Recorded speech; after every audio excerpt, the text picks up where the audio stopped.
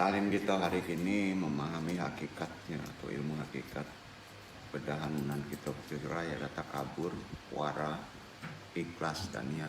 Ya. Aku dijadian cie karena terkait. Ya. Takabur itu hampir sama dengan sombong, wara. Itu sifat-sifat negatif, terus terkait juga dengan ikhlas dan niat. Ya. Sering menyebutkan niat kita ikhlas ya. Secara hakikat kategori tentu tasawuf. Insya Allah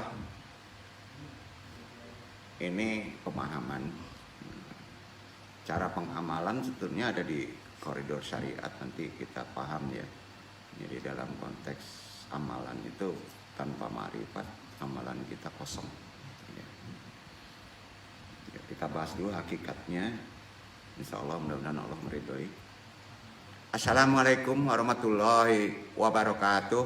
Waalaikumsalam warahmatullahi wabarakatuh. Kita bahas bab 1.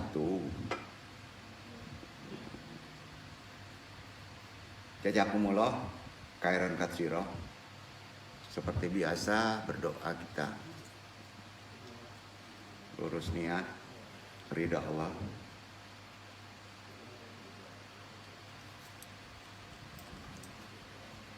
Syahadatain asyhadu alla ilaha illallah wa asyhadu anna muhammadur rasulullah. Salawat Allahumma sholli ala sayyidina Muhammadin nabi umi wa ala alihi wa sahbihi wasallim.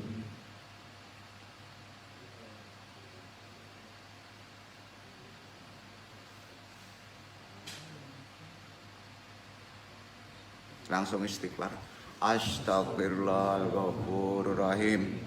Astaghfirullahal ghafurur rahim. Astaghfirullahal ghafurur rahim. Doa kita, marifat kita. Ilahi anta maksudi warid doka matubi atini mahabataka wa marifataka. Dikir tahara dahar la ilaha illallah la ilaha illallah la ilaha illallah la ilaha illallah Muhammadur Rasulullah. Ila hadiniya solihi wa ila hadrati Nabi Mustafa Muhammad sallallahu alaihi wasallam bil barokah wal karomah Syekh Qadir Waliullah bi syafaat Nabi Muhammad bi idznillah waridullahi. Ya Allah, ya Allah, ya Allah, innaka ala kulli syai'in qadir taqdi hajatina. Wa khususan ila ruhi juriyatihi wa bil khusus arwahi muslimin wal muslimat. Al-Fatihah. A'udzu billahi minasyaitonir rajim. Bismillahirrahmanirrahim. Alhamdulillahirabbil alamin. Arrahmanir rahim. Maliki yaumiddin. Iyyaka na'budu wa iyyaka nasta'in. Ihdinas siratal mustaqim. Siratal ladzina an'amta 'alaihim ghairil maghdubi 'alaihim waladdallin. Allahumma ayyina alal islam wa amitna ala sunnah. Allahumma anta rabbi la ilaha illa anta khalaqtani wa ana abduka wa ala ahdika wa wadika mastata'tu wa a'udzubika min syarri ma sana'tu abu laka bi ni'matika alayya wa abu jandi faghfirli fa innahu la yaghfiru dzunuba illa anta. Rabbi shrah sadri wa yassir amri wa hlul 'uqdatam min lisani yafqahu qawli. La haula wala quwata illa billahil aliyil azim. Alhamdulillahirabbil alamin. Innal hamdalillah nahmaduhu wa nasta'inuhu wa nastaghfiruhu wa na'udzu billahi min shururi anfusina wa min sayyiati a'malina. Man yahdihillahu fala mudilla lahu wa man yudlil fala hadiya lahu. Wa asyhadu an la ilaha illallah wahdahu la syarikalah wa asyhadu anna Muhammadan abduhu wa rasuluhu nabi ba'da. Puji syukur tentunya kita panjatkan selalu kehadirat Allah yang telah melimpahkan rahmat dan hidayahnya sehingga kita sampai hari ini masih diberi waktu untuk bertolibul ilmi dan bisa berkumpul di majelis ini dalam keadaan sehat walafiat. Amin amin ya rabbal alamin. Jemaah rahimakumullah, ulama al qurama wa masyayikh al aiza wa bi muqaddimah murabi hadal mahat asyatid al fatah guru kita sahibul qadilan andung taklimi nan dimuliakan Allah. Bismillah wassalatu wassalam ala rasulillah amma ba'du. Kita bahas salah satu bentuk ijazahul ilmi, yaitu ketika seorang alim menampakkan dan menonjolkan kealimannya, ya, ditonjolkan kesolehannya dan kealimannya. Ada kaitannya kalau kita tidak paham ini ke faktor yang disebut sombong, ditonjolkan, ya. Ijazahul ilmi boleh atau tidak? Hikmahnya boleh, ya, hikmahnya boleh. Di tengah-tengah zaman yang mana orang yang hanya bermodal caci maki, kadangkala kata-kata kasar sudah bisa mendapat gelar ulama. Aneh, ya. Karenanya Rasulullah bersabda, "Ida jahratin bada'u fi umati fa'al alami an yahzir alima." Ketika sudah banyak bid'ah di antara umatku, maka seorang alim harus menampakkan kealimannya, ya. Jadi bapak-bapak boleh nyombong dengan ilmunya, tapi sombongnya dengan ilmu, tampakkan kealimannya. Kalau bid'ah, kejoliman sudah mulai nampak, kan gitu, ya. Tapi ya kalau berilmu, ya, iya, nak. Seumpama ini orang-orang hikmah, saya itu ulama, sebetulnya makomku itu lebih tinggi, tapi berhubung aku dipasrahi muridku, para ikhwan, santri seperti kalian, ya saya mau nggak mau harus turun pangkat derajatnya, menggoblokkan diri. Ayo, gitu kan. Jadi, saya itu penafsir Al-Quran, alul hadis. Kok kamu menyaingi hanya dengan mengandalkan kecerdasan sekelas arba'in?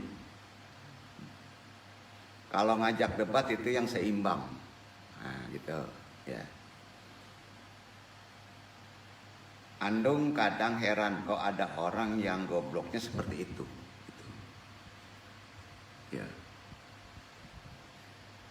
Saya itu hampir setengah hafal kitab Ulumuddin, Al-Hikam, Manqobah Syekh Abdul Qadir, katam bolak-balik. Kalau nggak percaya kita tes.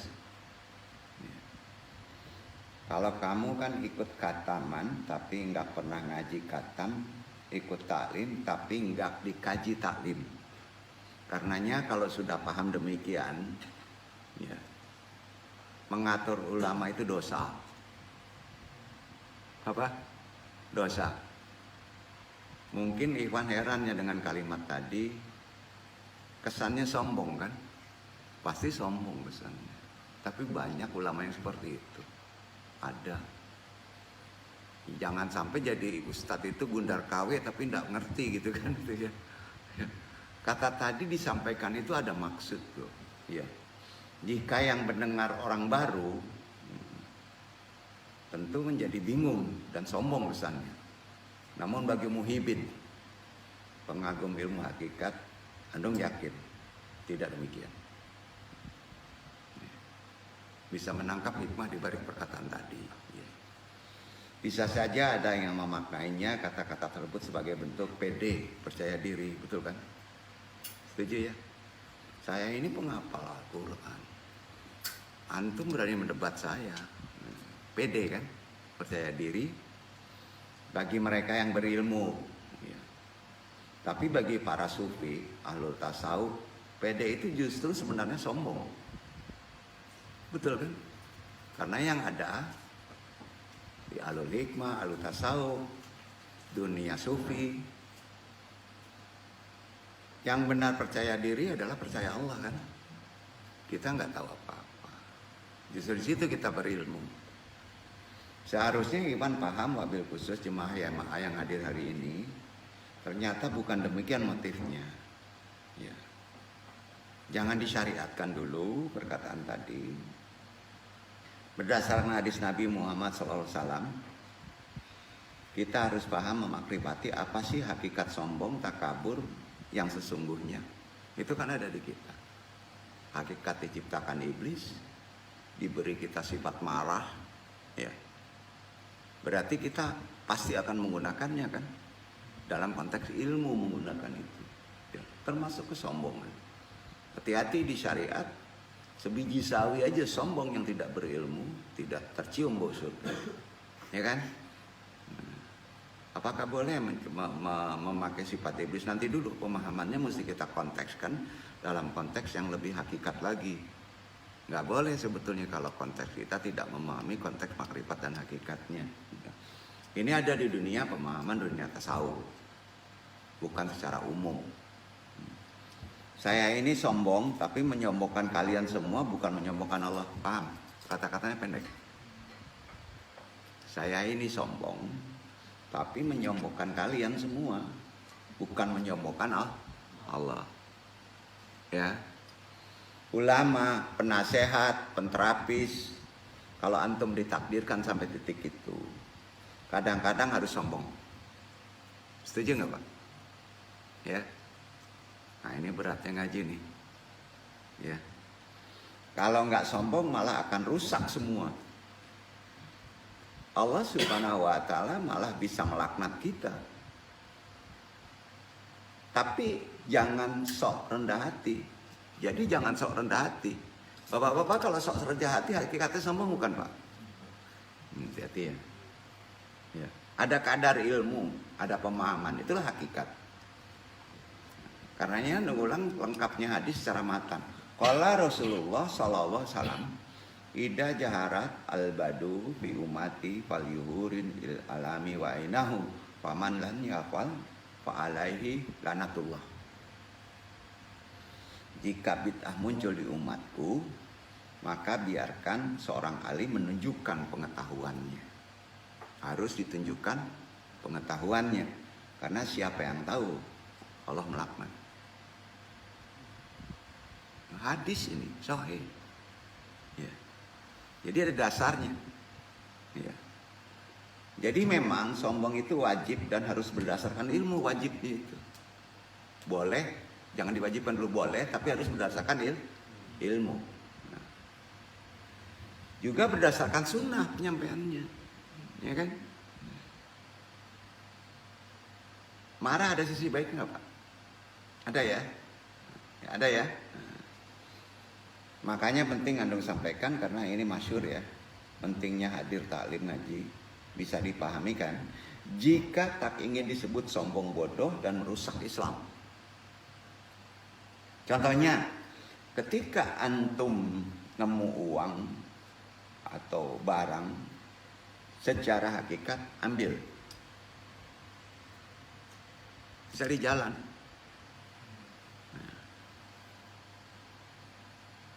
Harus diambil.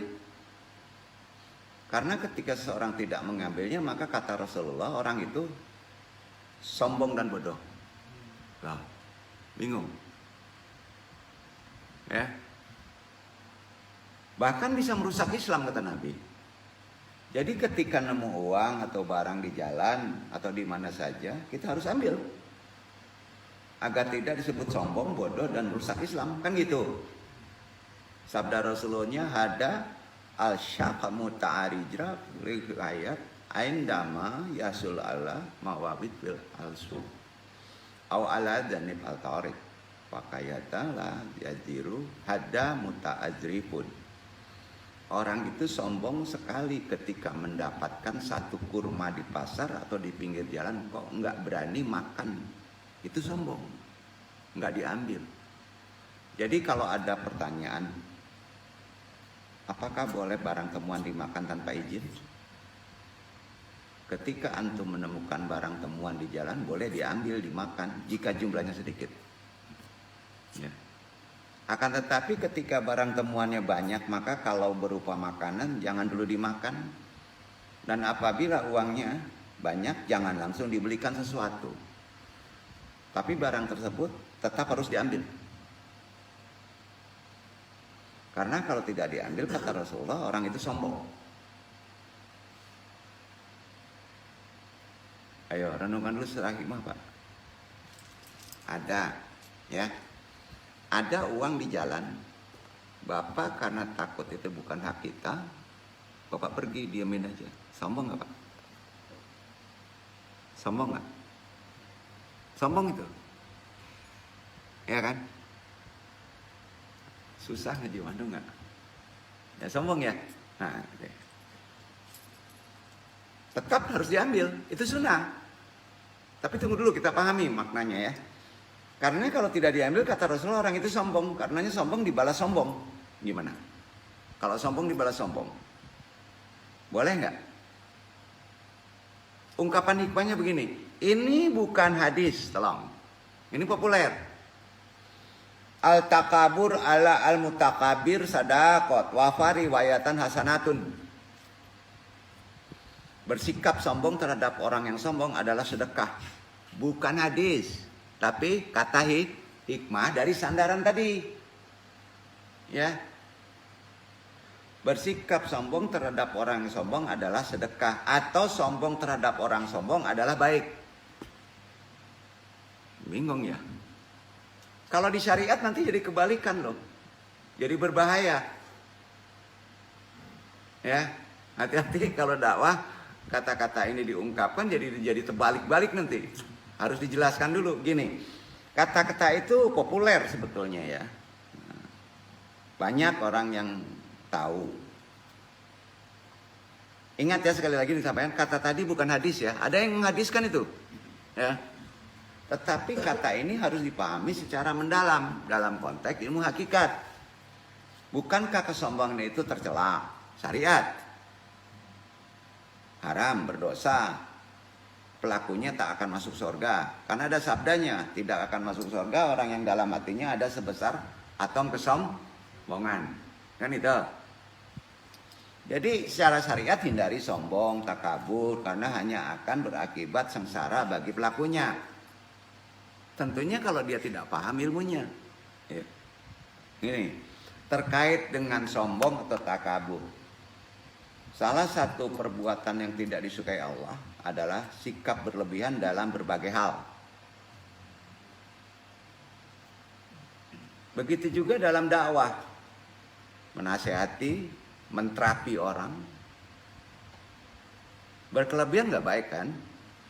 Seorang pendakwah, umpamanya penterapi atau penasehat, menasehati, itu hanyalah perantara. Bahasa tasawufnya apa kalau perantara? Wasilah. Anda mengobati itu hanya wasilah. Pendakwah itu hanya wasilah. Bagi seorang untuk mendapatkan apa, Pak? Untuk mendapatkan hidayah. Ya, hidayah dari Allah kan? Bukan pemberi hidayah kita ya. Sering lupa. Pendakwah sering dianggapnya bisa memberi hidayah. Penterapi dianggapnya bisa menyelesaikan. Kita hanya wasilah. Supaya ada pembukaan hidayah. Ya. Karenanya jika ada pendakwah, penerapi, penasehat, atau bahkan yang jelek dukun sekalipun, yang tindakannya kurang baik karena menyalahi, ya, ada pemaksaan kehendak Allah itu sendiri.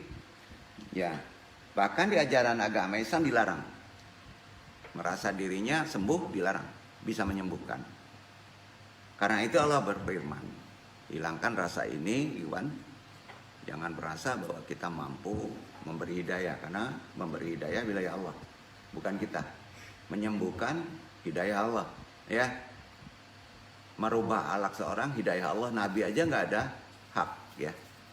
Al-Quran Al-Kahfi ayat 6 dibaca Iwan.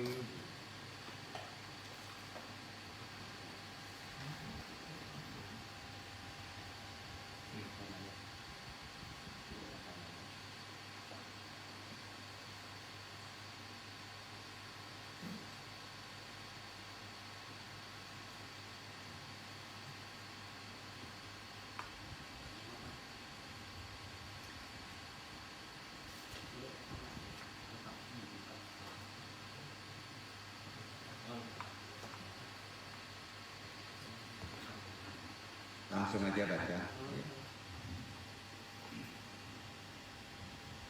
فلعلك باخع نفسك على آثارهم إن لم يؤمنوا بهذا الحديث أسفا.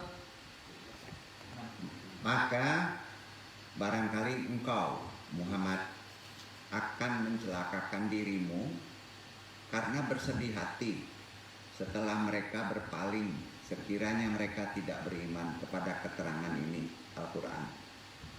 Itu artinya ya. Jangan sampai mencelakakan dirimu ya, karena mereka nggak berubah, masih berpaling. Jadi gini, jangan kamu memaksakan seorang penyembuhan, perubahan akhlak ya. Kalau kita memberi nasihat ya, kalau kita menterapi ya, kita tidak ada hak untuk pemberi hidayah. Duduk. Pendakwah juga begitu ya. Jadi mulai sekarang kita harus memakai ilmu hakikat. Hikmahnya begini, kalau kita kumpul mereka nggak datang, jangan mencelakakan dirimu sendiri, biarkan. Hak kita hanya menyampaikan, justru itu ditolong Allah nanti. Duduk apa? Islam tidak ada pemaksaan dalam seluruh lini kehidupan. Islam hanya menyarikan supaya dia mendapat hidayah. Paham? Paham konteksnya begitu ya? Pendakwah hati-hati. Ya, pendakwah hati-hati. Kandungan isi Al-Quran surat Al-Kahfi ayat 6 ini ya, itu teguran Allah itu kepada Nabi Muhammad, ditegur. Bayangin, apalagi kita. Sedikit aja memaksa nggak boleh. Setuju nggak ayat itu? Hati-hati pendakwah. Itu sama dengan mencelakakan diri kita sendiri. Setuju? Setuju ya?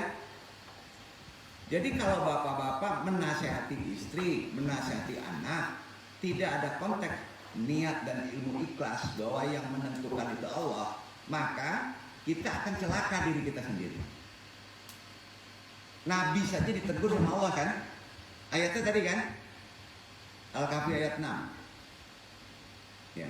Nabi Muhammadnya ditegur karena Nabi waktu itu sudah memakai hidayah Allah, bisa menentukan hidayah Allah ya. Nabi aja gak boleh maksa. Allah Subhanahu wa Ta'ala menegur Nabi yang terlampau bersemangat dalam berdakwah hingga hampir mencelakakan dirinya sendiri. Jadi ketika ada umat yang tidak mau beriman kepada Allah, kita sudah memberi nasihat, sudah ngingetin, ya sudah. Tapi tetap kita harus menyampaikan. Kalau masuk sedikit aja kita ada penyesalan, ya maka kita yang celaka. Tidak akan ada perubahan. Kira-kira paham? Hak sombong dan ego tidak boleh. Itu hakikat. Gimana ngilanginnya ya? Berat nggak? Berat ya? Hati Pak. Yang duduk juga belum bisa. Berat, kadang-kadang menggal lutut juga kan? Iya kan? Betul ini. Nabi aja ditegur Pak. Kita tidak ada bisa memberi penyembuhan kepada orang, memberi hidayah, tidak ada. Jadi kalau berobat di andung ada yang mati dengan obat andung misalnya kan, repot andungnya. Bisa juga obat andung tidak bisa memberi hidayah kan? Bisa kan? Tapi kita harus memberi wasilah. Ya. Jadi mainannya hakikat itu kan? Hak ya, itu ilmu hakikat. Karena kata Allah bisa mencelakakan diri kamu sendiri kalau ada hak Allah yang dipakai. Tapi awal tadi kita harus sombong ya. Bingung nggak? Iya kan? Ada saatnya kita sombong. Nah gimana caranya? Uniknya Al-Quran itu jangkauannya luar biasa Pak. Kalau kita mempelajarinya agak sulit. Ketika Nabi Muhammad terlalu ingin baik orang, bersemangat, berdakwah, menasihati, justru ditegur oleh Allah. Wala alaka bakirun nafsaka kan? Maka barangkali engkau Muhammad akan mencelakakan dirimu. Nabi Muhammad SAW, engkau jangan terlalu menggebu-gebu dalam berdakwah. Bahasa mudahnya gitu. Ya. Karena bakal dapat iman atau tidak, itu urusanku kata Allah. Ya. Yang penting untukmu dakwah seperti biasa, jangan sampai kau merusak dirimu sendiri. Gitu. Itu ada di hadis. Itu sebabnya pentingnya dakwah secara natural aja, rileks aja. Ya.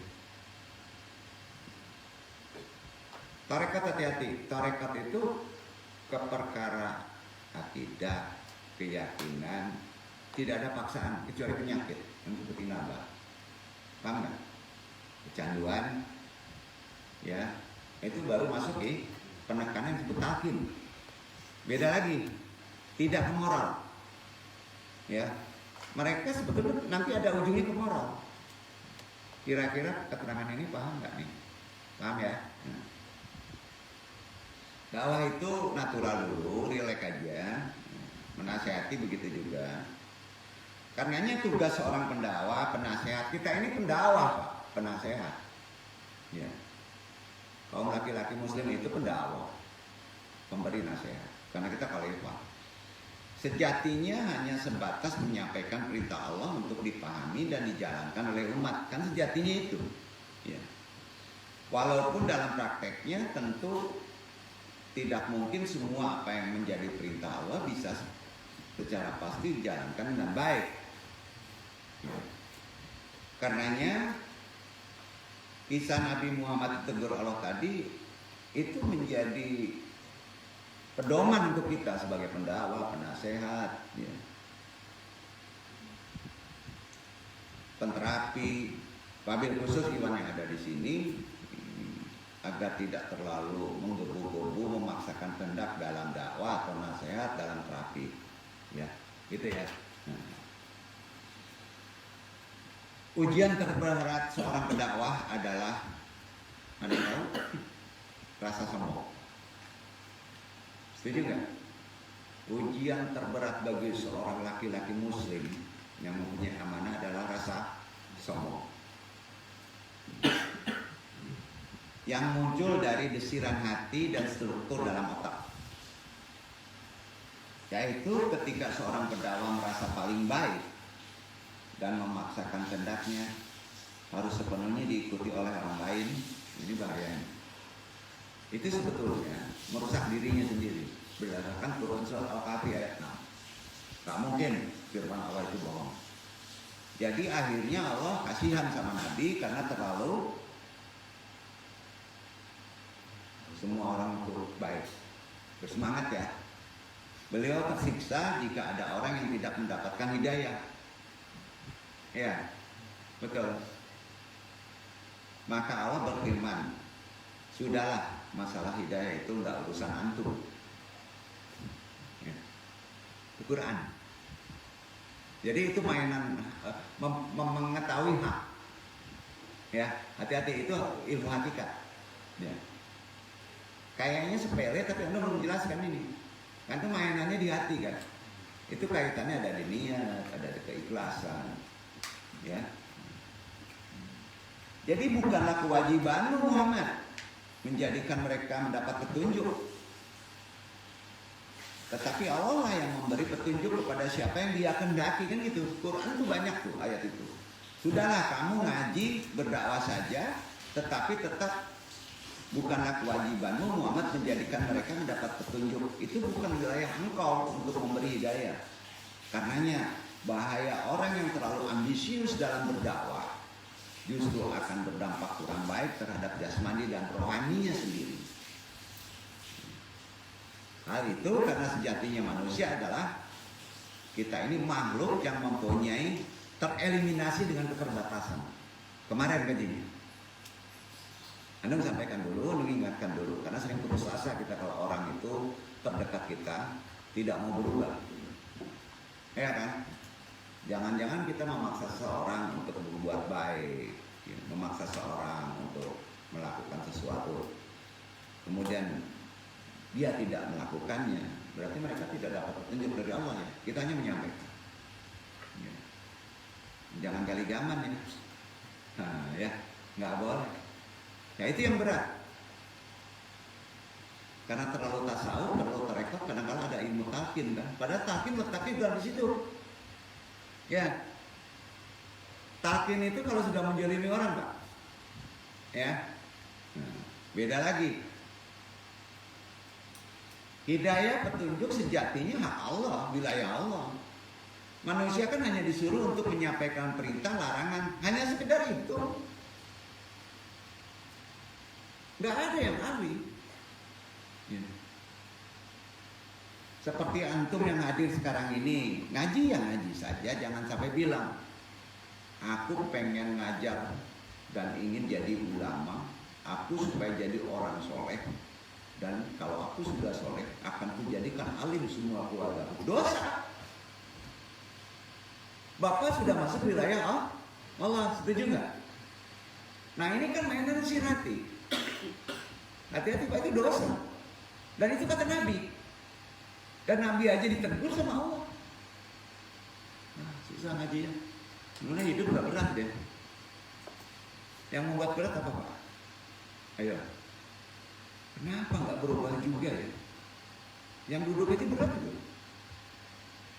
Gak ada hak antum gitu ya. Iya.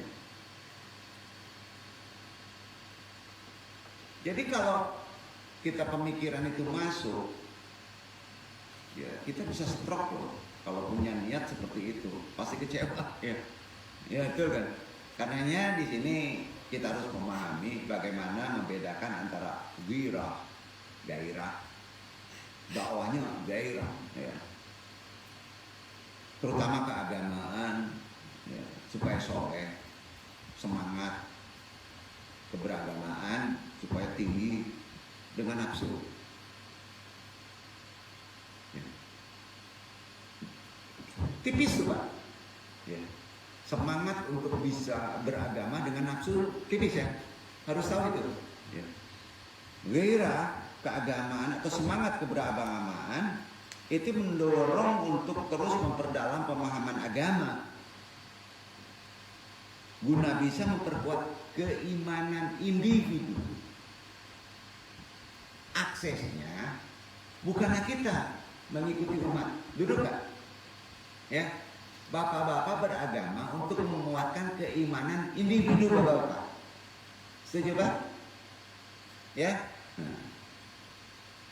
Sementara nafsu, ya. Ini nafsu ya. Melahirkan fanatisme buta kan, yang justru menjauhkan akal sehat yang diperlukan untuk keberagama dengan baik. Nafsu. Antum mesti berubah. Harus menjadi Islam betul. Antum harus sholat tepat waktu. Pertanyaannya itu nafsu atau dakwah? Nah, itu kira-kira gitu. Saat ini kalau kita mau merenung, dunia sedang melirik Indonesia sebagai referensi keislaman loh. Itu ada sudah diramal ya sama ahli-ahli ini ya, ahli-ahli qiraat ya, dalam pengertian orang-orang hikmah ya, sudah tidak lagi melirik ke Islam di Timur Tengah, enggak lagi. Yang hingga kini masih terjadi banyak ributan kan di Timur Tengah ya. Kita nggak usah bingung ya, kita dilirik orangnya ya. Mana yang Islam, mana yang bukan Islam. Di sana ada pembunuhan, di sini kok membunuh, sana kok ngebom, sini kok ngebom. Itu Islam dengan sesama Islam loh. Apa non Islam dengan non Islam? Karena kondisi Islam di Timur Tengah selama ini sebagai kiblat Islam, khususnya Arab Saudi, tetapi kenyataannya banyak pihak yang tidak cocok dengan Saudi Arab. Iya kan?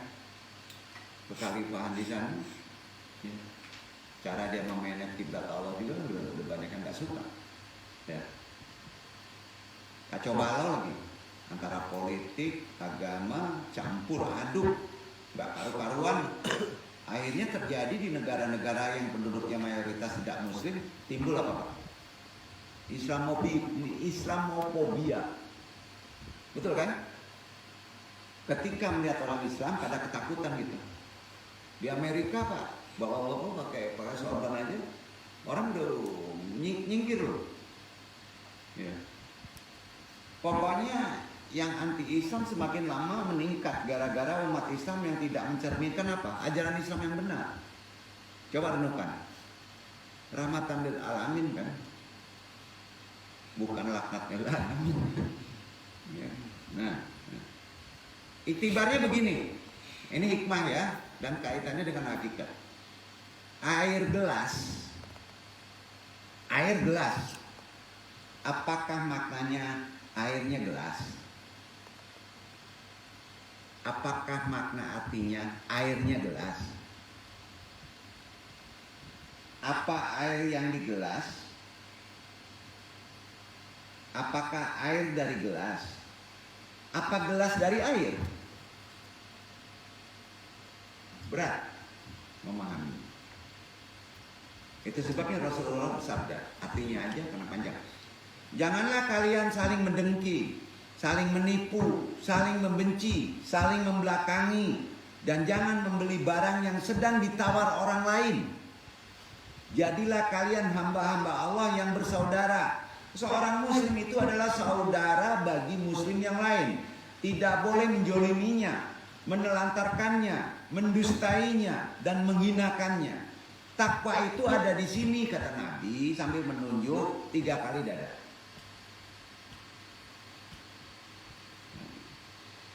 Seseorang telah dikatakan berbuat jahat jika ia menghina saudaranya sesama muslim. Setiap muslim haram darahnya bagi muslim yang lain. Demikian juga harta dan kehormatannya. Hadis riwayat Muslim. Jadi berbagai problematika kehidupan masyarakat kita mengalami penurunan dalam hal akhlak yang baik, akhlakul karimah, tanpa kita menyadarinya, termasuk di negeri kita. Di antara unsur yang selama ini menjadi perhatian serius ya, tak lain adalah masalah moral sebetulnya. Termasuk di dalamnya adalah masalah kejujuran dan keikhlasan terkait dengan gaji ini. Itu moral. Karenanya yang paling penting melatih kejujuran dan keikhlasan ini memerlukan ikhtiar yang sangat dalam, terutama dalam beribadah. Oleh Abdallah, ya, harus kuat. Bagaimana kita bisa melatih diri kita untuk ikhlas, jujur tanpa pamrih dalam laku ibadah. Hidup ini ibadah. Jujur tanpa pamrih dalam laku langkah kita ibadah. Jika antum bisa beribadah di hadapan manusia seperti antum beribadah di hadapan kerbau atau kambing, maka itulah tanda antum ikhlas. Bingung? Bingung nggak? Kayak gini, ikhlas itu gitu. Itu hakikatnya. Sedangkan beribadah di hadapan manusia sangat mudah ada insentif sosial di sana, betul kan? Insentif sosial itu ada kalau dengan manusia, ya. Berbuat baik di hadapan manusia bisa mendatangkan apa Pak? Decak kagum. Sudah itu tepuk tangan, sudah itu pujian, sweet takjub dari orang sekitar kan, takjub wow, gitu. Dengan manusia. Ini semua adalah insentif sosial yang membuat kita menjadi semangat beribadah. Tadi ada larangan ya, batasan. Ya. Batasannya pada Al-Kahfi kan? Ya. Nah, Tetapi persis di situ masalahnya kita harus pahami. Jika kita beribadah demi suit tepuk tangan kalayak, maka kita tak lagi beribadah demi Allah. Bukan karena Allah. Bukan lillahi ta'ala. Betul kan? Ya kan sering populer, tapi tidak lillahi ta'ala. Nah, kita beribadah demi istilah najaril khalqi. Nikmatnya dilihat orang ramai. Jangan bohong. Ini perlu kejujuran. The joy of being seen by others. Halo? Bahasa apa tuh? Ayo. Bapak bangga dengan yang gitu. Nggak ketemu hikmah hakikat loh. Ya. Betul. Gini tahapannya. Kalau antum beribadah dengan manusia, ya, manusia itu menjadi memuji kita, antum langsung gak ikhlas. Kalau antum beribadah dengan jin, ya, tidak ada akses makhluk yang kasat mata, Pak. Dari jin itu, antum mulai setengah ikhlas. Tapi kalau antum beribadah dengan kerbau dan kambing, ya, antum ikhlas. Ada renungan tuh. Nggak bingung ngaji mana? Ayo. Betul nggak tuh? Dakwahi kambing lah. Dakwah kambing itu gimana, Pak? Ayo, kira-kira kalau di jalan jangan sampai ketabrak, kita taruh ke pinggir. Betul kan? Itu dakwah cerdik, bukan amatir. Kalau dinasihati, biar lu sholat tepat waktu, itu ongkok raya namanya. Betul kan? Bukan begitu. Ya, jadi kita bahas dulu. Jadi kalau kita sudah bisa berdakwah dengan kambing, itu yang ikhlas. Karena nggak ada insentifnya, nggak ada balasannya. Bapak-bapak jangan sombong. Bapak-bapak kalau mendakwahi orang atau menasihati orang, istri, bapak-bapak dilawan, bapak-bapak ngamuk. Padahal benar. Terima kasih, dipuji, tepuk tangan, nggak ikhlas langsung. Naik aja Pak, misalnya 2, 3, 10, nah, nggak ikhlas, turun. Itu hakikat. Setangkap kira-kira paham ya? Makanya jangan kaji di YouTube. Makin tinggi populernya, makin derajat ikhlasnya kurang. Ya. Di situ masalahnya. Dianggap kata Allah, antum tidak beribadah karena aku, tidak lillahi ta'ala. Ini kan perlu perenungan kejujuran hati ya. Itu kan individu yang tahu. Ya. Islah najaril khalqi. Nikmatnya beribadah dilihat orang ramai. The joy of being seen by others. Kira-kira gitu. Tetapi beribadah di hadapan binatang seperti kerbau, kambing, jelas tidak mendatangkan insentif sosial apapun kan? Enggak kan? Iya kan? Karena kambing, kerbau tak akan bisa merespon apa yang kita perbuat. Enggak ada respon. Baik perbuatan mulia atau jahat, hantok sih kan? Iya kan? Nah, karena itu jarang seseorang tertarik berbuat baik di hadapan segerombolan wow, kerbau. Jangan. Ya. Karena binatang itu toh tak akan menepuk tangan perbuatan baik kita. Ada yang binatang kambing, wow, tepuk tangan. Ada nggak? Ada nggak? Enggak kan? Ya. Karenanya jika kita bisa beribadah kepada Allah seperti di hadapan kambing atau kerbau, ya, maaf ya, iktibarnya ke sana, ya, dan tak peduli kepada komentar siapapun di sekitar kita, artinya peduli kepada Allah aja lillahi ta'ala. Disitulah kerohanian kita derajatnya naik. Derajatnya naik kelas. Orang beragama hari ini kerap kali disibukkan dengan mengurusi hal-hal yang tampak di luar saja. Setuju? Setuju. Hal tersebut mengurangi waktu guna mengurusi perkara yang mestinya lebih didahulukan, yaitu yang ada di dalam diri. Kalau nggak melihat luar. Setuju kan? Setuju ya? Makanya pas duduk ini mau populer langsung kak. Ayo. Makanya jangan ngaji di sini Pak, nggak bisa populer. Kan di sini bilangnya tasawuf. Dunia sufi, malamatiyah, satariyah, kodoriyah. Utamanya dia dalam prioritasnya. Jadi boleh-boleh aja populer. Ya boleh. Tapi harus berdasarkan ilmu. Sombong kan boleh. Tapi ada ilmunya. Ya. Lanjutkan tadi ngaji nih. Agak bingung kan? Enggak ya? Karena ini ke hakikat. Nanti masukkan hakikat baru naik ke ma'rifat. Dakwahnya beda-beda Pak. Ya. Jadi ilmu tasawuf, amalan torekot itu kan mengajarkan hal yang sebaliknya. Berbeda dengan cara pandang umum kan? Iya kan? Tasawuf torekot justru mengajarkan kita tidak menampakkan terlalu eksplisit keluar. Bukan dihilangkan yang luar. Syariat harus ada. Tapi skala prioritasnya yang dalam. Ya. Karenanya di tengah ramainya agama dijadikan komoditi politik saat ini. Tasawuf torekot dunia sufi menjadi sangat penting untuk terus disuarakan guna membawa pandangan alternatif bagi kesulitan kita memahami konteks-konteks yang tidak terlihat. Setuju nggak? Harus ke situ. Jadi antum udah hebat ini.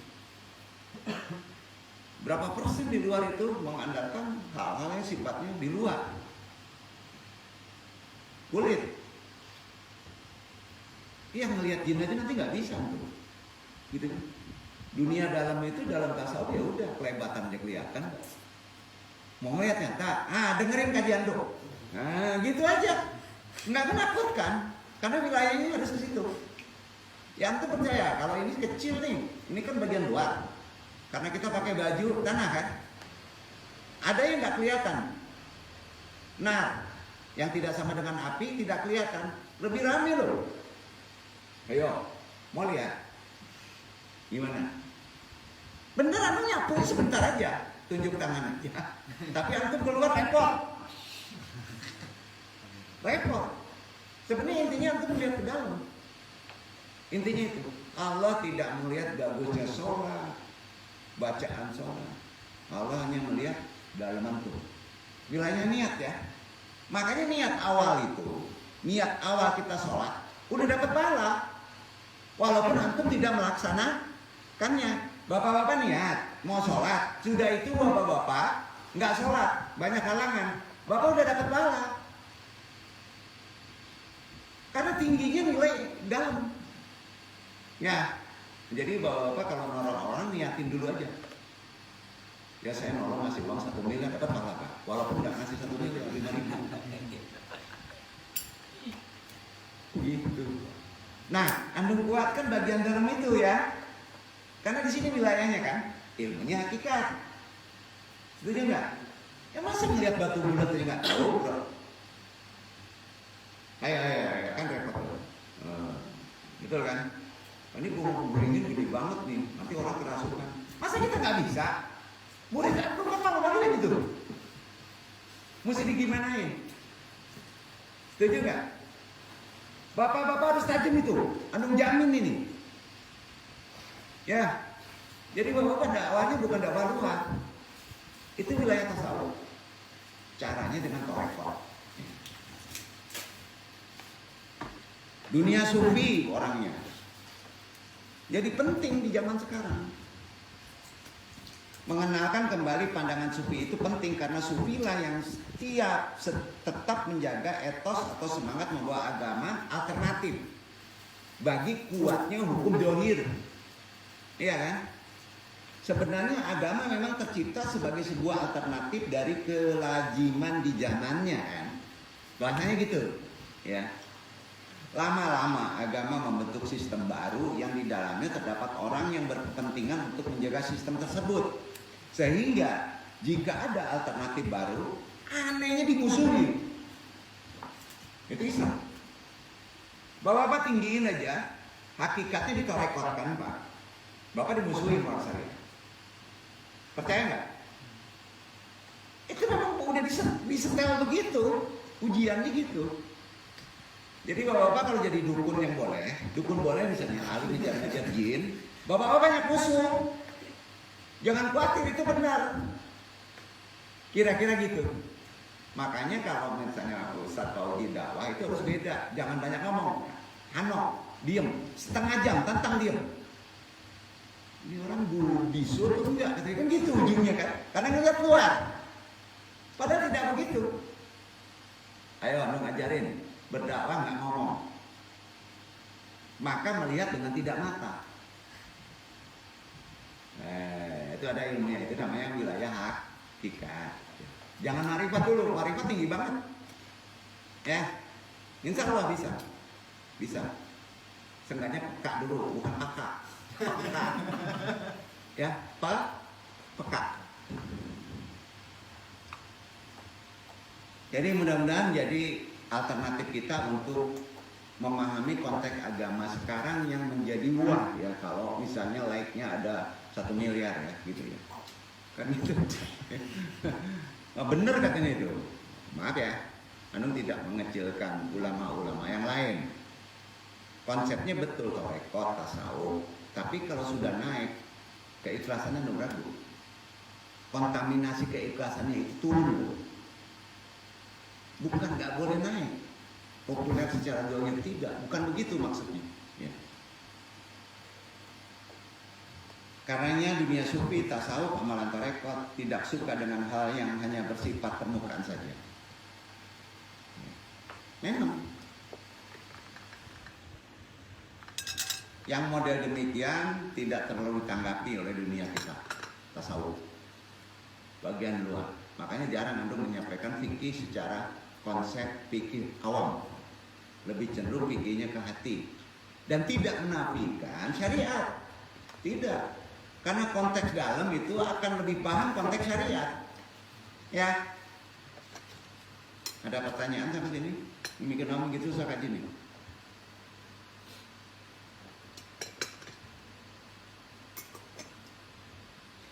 Dalam Alun sampaikan ngaji ini ya, ini bukan arti syariat dinafikan ya, nanti dipisahkan, tidak ya.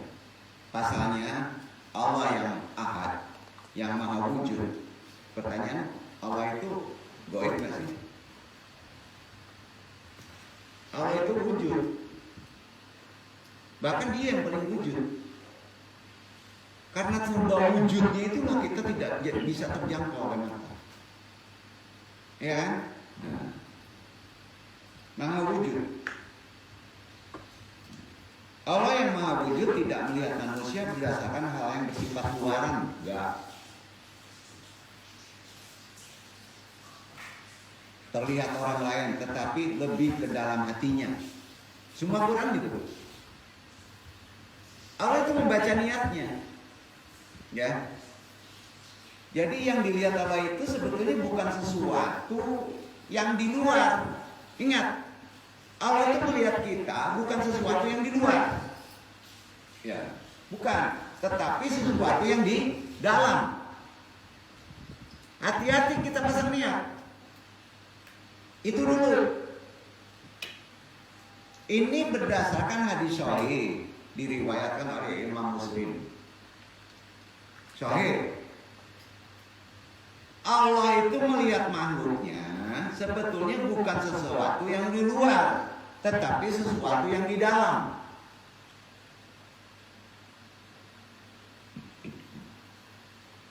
Salah satu contoh ajaran tarekatnya adalah di Malamatiyah, Syataria, Qadariyah, Wanaksabandia.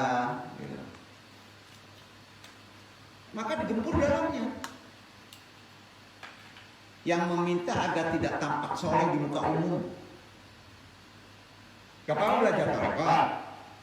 Umpamanya apa tarekatnya? Malamatiyah, Syataria, Qadariyah, Wanaksabandia. Tidak boleh soleh di muka umum. Nggak boleh. Adab itu. Ya. Begini. Quran surat Al-Baqarah baris atas halaman ketiga lembaran ke-10. Silakan dibaca. Isinya itu. Konteksnya apa?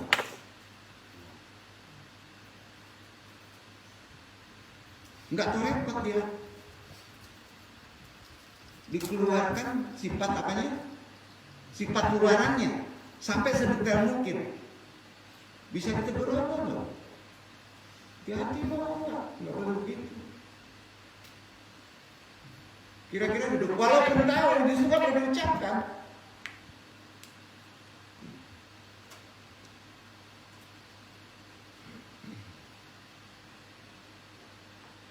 Meminta agar tidak tampak soleh di muka umum, karena menjadi tampak soleh di muka umum seperti di depan kamera, di media massa, di YouTube, penjabaran intelektual secara epistemologi itu mudah sekali bagian, mudah. Ya. Yang menjadi sulit tampak soleh pada saat sendirian. Itu dulu. Bapak bisa soleh nggak waktu sendirian? Itu kehendak Allah. Kalau Bapak nampak soleh di sini ketahuan. Wih, dulu banget sholatnya bagus dia. Kasih begitu. Nah, gimana? Itu pengen di like banyak bro. Bukan lillahi ta'ala. Hati-hati, mainan hati. Soleh lah, antum sendiri. Itu aja masalah. Maka naik derajat.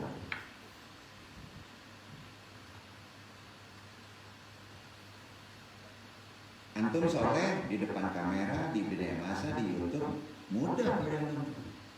Mudah nggak? Mudah. Politikin aja naik loh.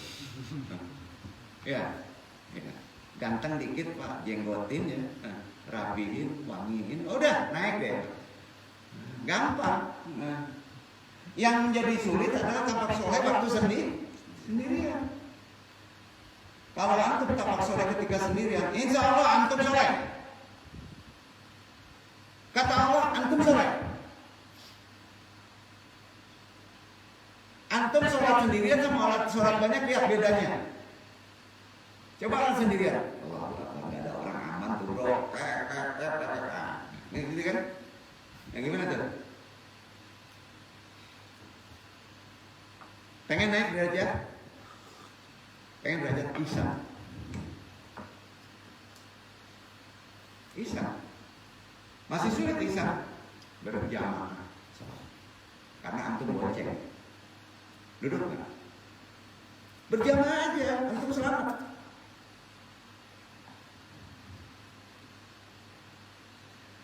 Jadi kalau antum tampak soleh ketika sendirian, insya Allah antum soleh.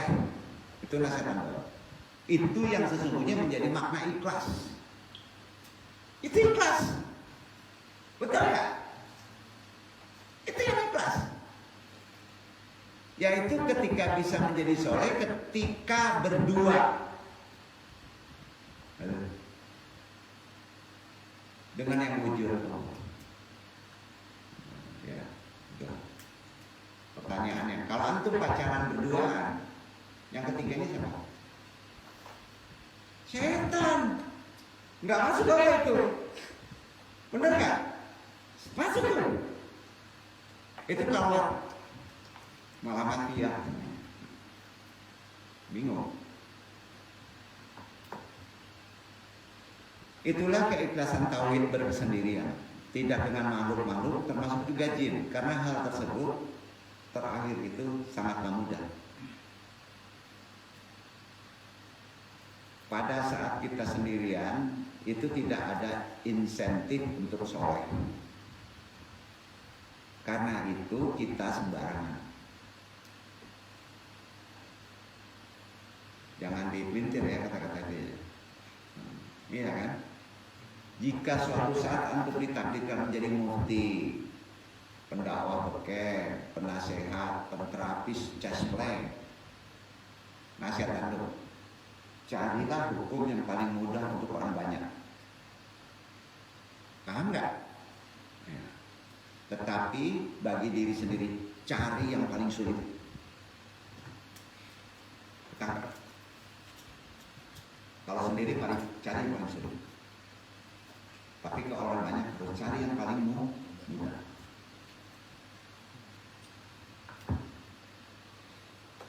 Di era saat ini makin banyak orang yang memberikan pilihan hukum yang tinggi kepada orang banyak. Agar apa, Pak? Ini yang kesalahan. Agar kelihatan takwa. Ini. Ya. Bahaya itu. Nggak akan ketemu takwa itu. Sebab semakin galak, makin dianggap pembela Islam, ngaco. Nggak boleh. Ya. Padahal Nabi itu tidak diberikan dua pilihan kecuali diambil opsi yang mudah. Paling mudah. Pokoknya kalau ada dua opsi, cari yang paling mudah untuk orang lain. Begitu juga pendakwah. Jangan cari yang paling sulit supaya terlihat takwa. Ngaco ini. Bahaya itu. Serombongan para sahabat dari Yaman yang hendak bertemu Nabi. Ini hadis.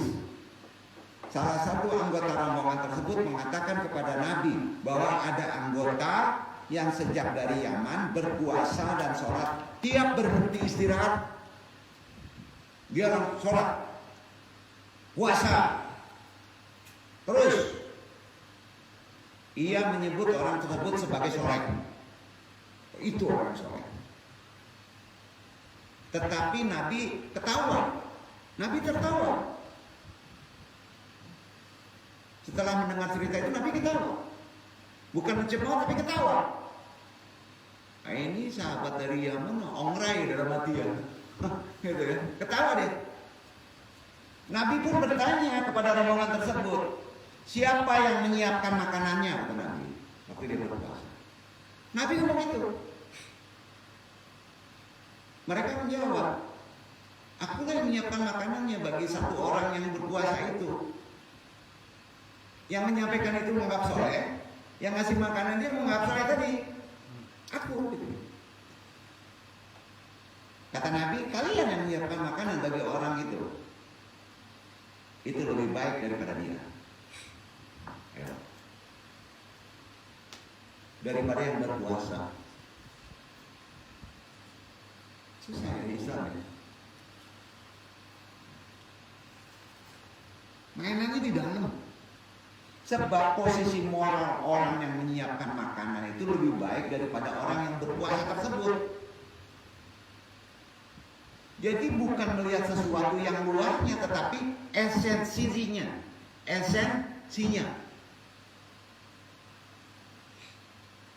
Oleh karena itu berpikir dengan cara pandang tasawuf, rohani sangat relevan untuk kodrat zaman saat ini. Bagus.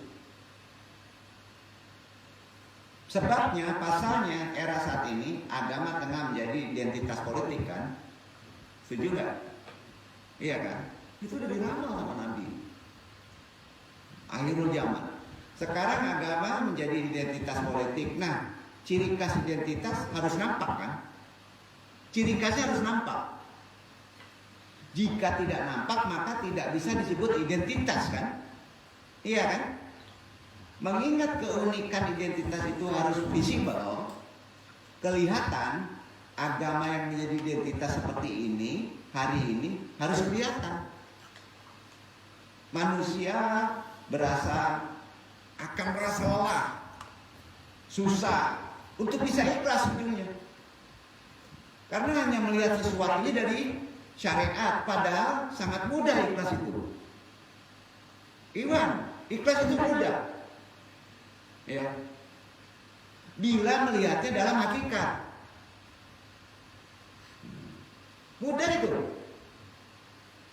Secara syariat, seseorang yang berusaha mendapatkan hasil 100.000, maka pendapatan itu adalah hasil jerih payahnya. Secara syariat baru 100.000. Kalau antum mencari uang 100.000 secara syariat, pendapatan 100.000 itu merasa hasil pendapatan jerih payahnya, betul? Nah, maka bila uang tersebut hilang, antum gimana? Karena merasa jerih payah kita, marah, kecewa, betul kan? Nah, berbeda kan? Bila seseorang sudah melihat segala sesuatunya secara hakikat, ini pemahaman hakikat. Ya, antum hanya menyampaikan pengertian makna dulu. Coba berpandangan hakikat. Gampang aja. Bahwa uang yang didapatnya adalah bukan uangnya. Malaikat hanya titipan kan? Itu konsep ruhani Islam. Maka ketika hilang pun dia tidak akan kecewa. Setuju nggak Pak? Tapi menerapkan itu kan susah. Itulah niat. Nanti membahas nih niat. Mungkin kalau nggak putus Senin. Gimana sih niat itu? Bapak-bapak kalau sholat niatnya apa sih? Lillahi ta'ala, nggak keren. Amatir tuh. Masa lillahi ta'ala sholat amatir tuh. Ya boleh aja lillahi ta'ala. Ya. Gimana ya, ngajinya kayak gini ya? Enggak ya. Jadi beda ya kalau memahami tasawuf pakai hakikat, beda Pak. Beda.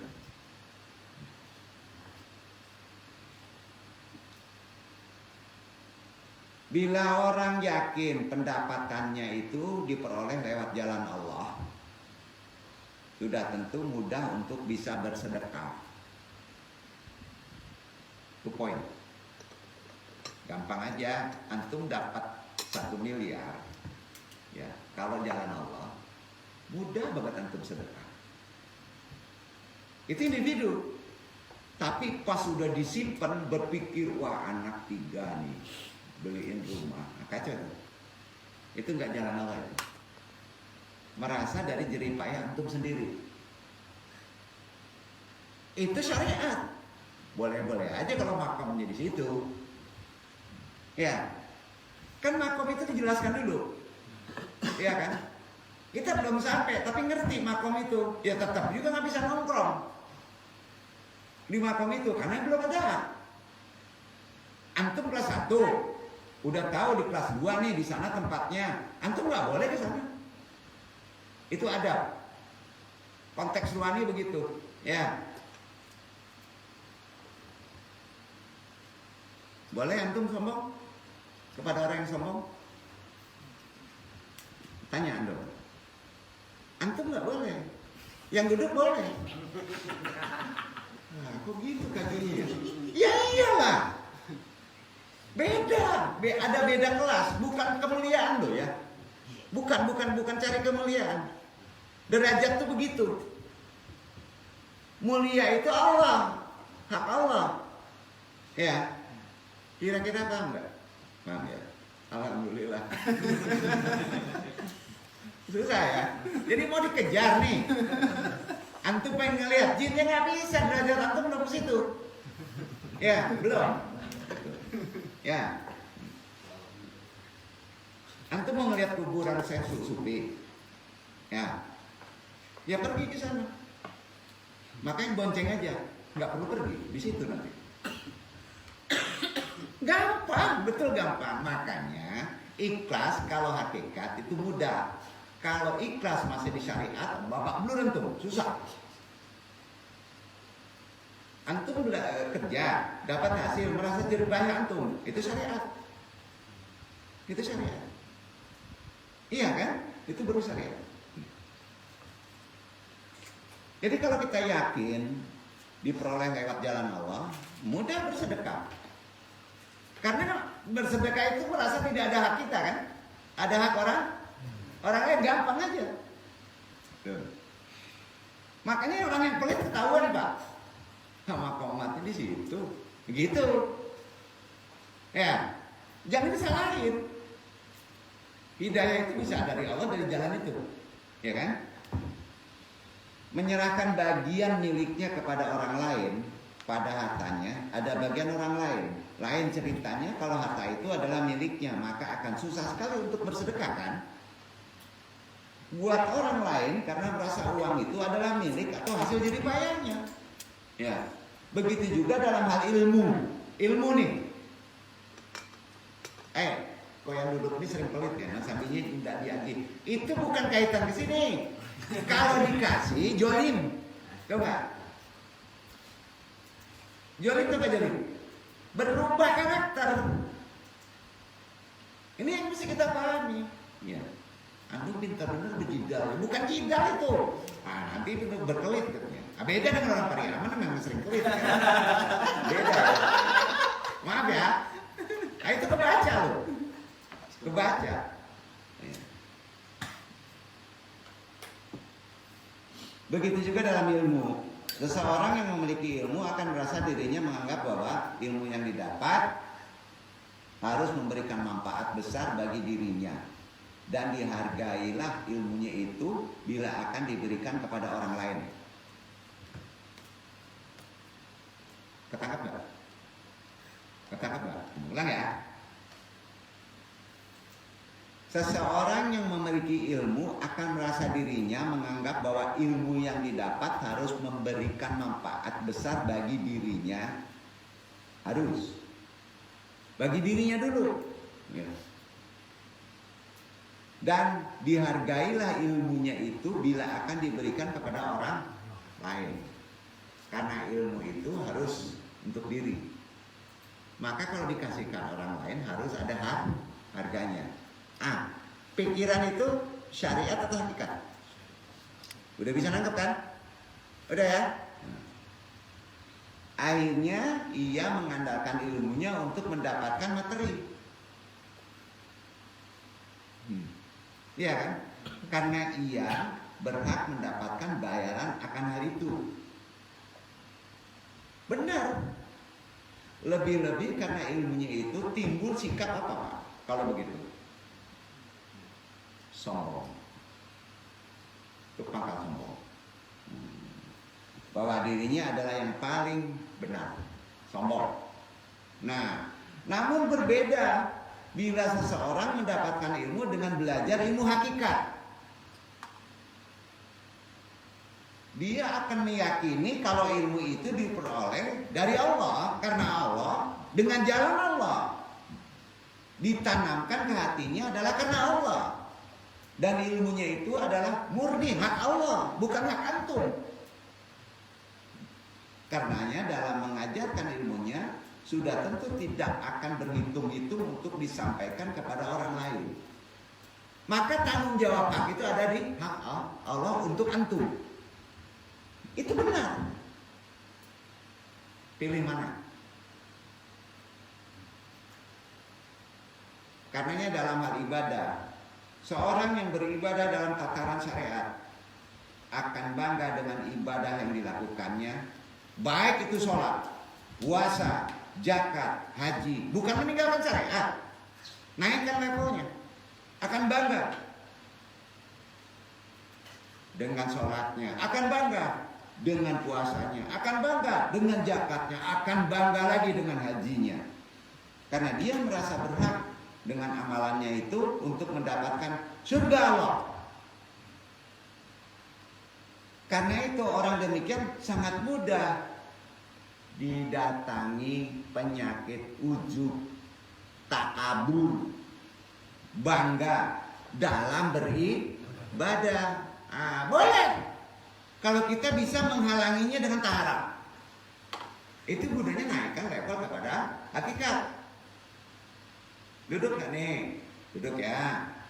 Sementara orang yang beribadah dalam ilmu hakikat merasa bahwa semua ibadah itu bisa terlaksana karena Allah, dirinya dimampukan, dikuatkan, dijalankan ibadah itu karena Allah, kan beda tuh. Dengan pegangan demikian dirinya akan terbebas dengan adanya ujub, pasti, iya kan? Dan dirinya akan berpikir dua kali untuk meminta balasan dengan apa yang diberikan Allah kan? Dengan tetapnya iman dalam beribadah tadi, maka tidak akan meminta balas. Antum sholat minta surga neraka? Atau takut dengan neraka, ingin surga? Boleh. Boleh. Karena kita di Universitas Syariat. Boleh. Ya, gitu. Nah, Ibnu Athaillah dalam kitab Al-Hikam, kita baca perbedaannya dari pola berpikir hikmah dengan pola berpikir syariat, pemahaman hakikat kan seringnya ada plot. Nanti anda naikkan lagi ke makrifat ya. Pola berpikirnya bukan ditaklidkan ya Allah. Pola berpikir kita harus berubah. Makanya anda mesti cerita dulu. Gini, Ibnu Athaillah ini secara tegas menyatakan, barang siapa menyembah Allah karena mengharap sesuatu, berat itu, atau untuk menolak siksa atas dirinya, maka dia belum menunaikan kewajibannya terhadap sifat-sifat Allah dan belum melakukan kewajibannya apa yang diperintahkan Allah. Berat. Kata-kata ini benar. Allah Subhanahu wa taala menurunkan wahyu kepada Nabi Daud alaihissalam. Sesungguhnya orang yang sangat kukasihi ialah orang yang beribadah bukan karena upah pemberianku, bukan, tetapi semata-mata karena aku yang berhak untuk disembah. Allah itu dalam sholat berhak untuk disujud karena kita punya amil, punya kening, gitu. Jadi minta upah dalam Al-Hikam dengan perumpamaan, bila seseorang diberikan modal usaha oleh seseorang kemudian orang itu sukses, apa iya kemudian orang itu akan meminta upah tambahan kepada orang yang memberinya? Jawab. Begitu juga orang yang ikhlas, dirinya sudah dimampukan semua untuk ibadah, maka apa ia masih berharap untuk mendapatkan sesuatu dari yang memberinya itu? Jawab. Karena itu ikhlas itu mudah dan bila susah, karena pemahaman ilmunya hanya sampai pada syariat bukan hakikat. Kalau sudah di hakikat itu ikhlas susah juga. Antum mesti gimana? Insya Allah ini niat. Membahas pertanyaan niat itu apa? Wabillahi taufiq hidayah. Banyak maaf, mudah-mudahan bermanfaat ya. Assalamualaikum warahmatullahi wabarakatuh.